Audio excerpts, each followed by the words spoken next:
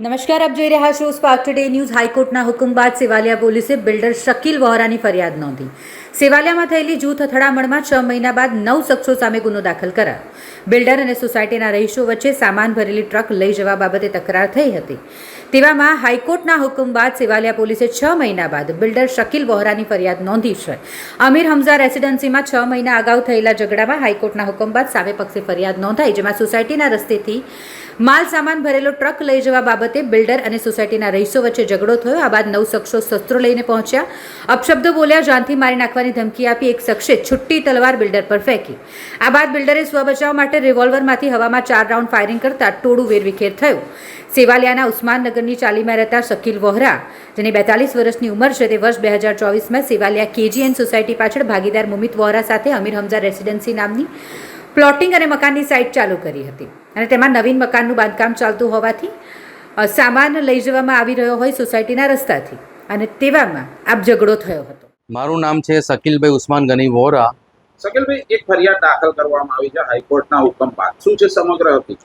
હકીકતમાં એવું છે કે બનાવો 2/4/2025ના રોજ મારા માણસને સામે આરોપીઓએ દંડો મારેલો હતો।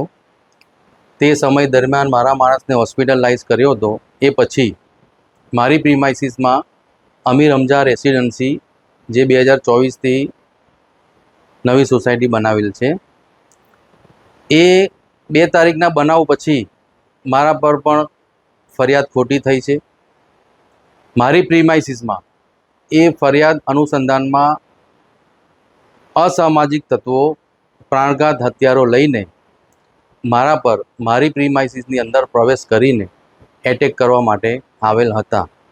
તે સમય દરમિયાન હું મારા માણસો સાથે ઘટના સ્થળે પહોંચી ગયો હતો અને ત્યાં ચર્ચાનો વિષય એવો હતો કે ભાઈ અગાઉ આગળ આ ઝઘડો થયો છે, એ ઝઘડો કઈ રીતના થયો, આટલું અમારા માણસો સાથે હું ચર્ચા કરતો હતો।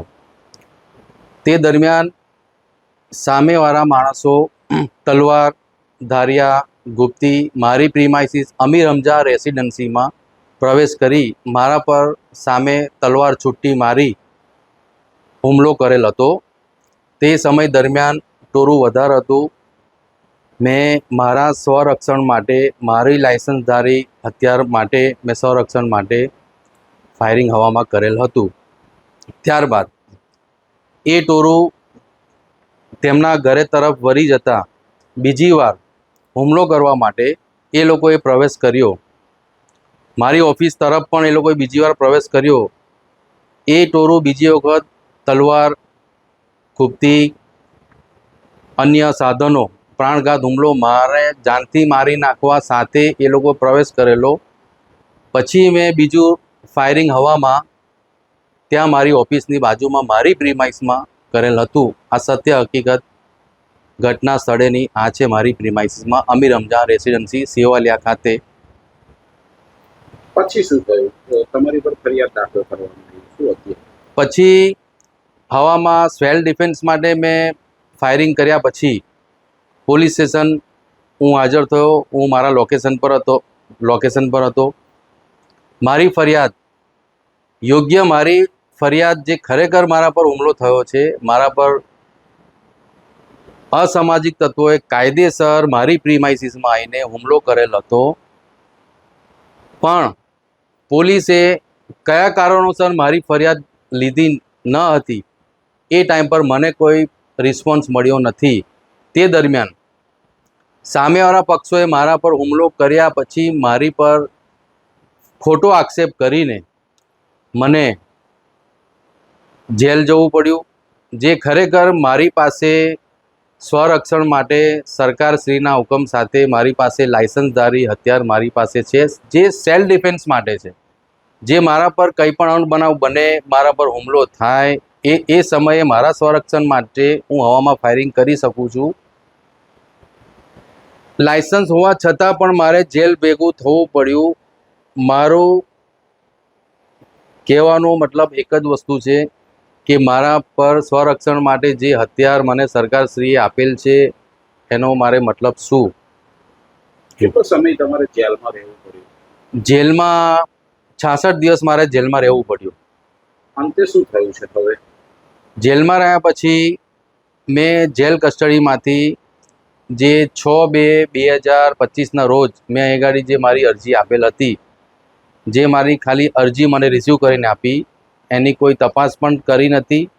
પછી નિયમના અનુસાર 12 તારીખના રોજ એસપી ઓફિસમાં મારી અરજી આ બીજી વાર ઓફિસમાં આપી. ત્યાં પણ રિસીવ કોપી કરીને મને આપી. મને કોઈ પણ રિસ્પોન્સ આપેલ ન હતો. ત્યારબાદ કસ્ટડીમાં મેં મારા લોયરને બોલાયા. ઓફિસ મુલાકાત મેં જેલ કસ્ટડીમાં મારા લોયર સાથે મેં વાત કરી કે ભાઈ આ રીતના હકીકત છે, મારી અરજી લેવામાં ન આવેલ હોવાથી હું કોર્ટના નિયમ મુજબ પિટિશન દાખલ મેં હાઈકોર્ટમાં કરેલ હતી.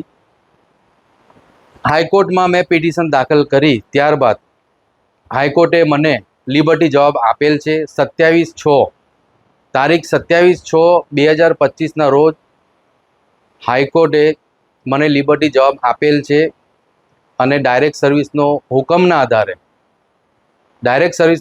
આધારે 8/8/2025ના રોજ આરોપીઓની સામે કાયદેસરની કાર્યવાહી કરી અને FIR 8/8/2025ના રોજ દાખલ કરેલ છે. કેટલા લોકો સામે FIR દાખલ? 9 આરોપી સામે દાખલ કરવામાં આવેલ છે.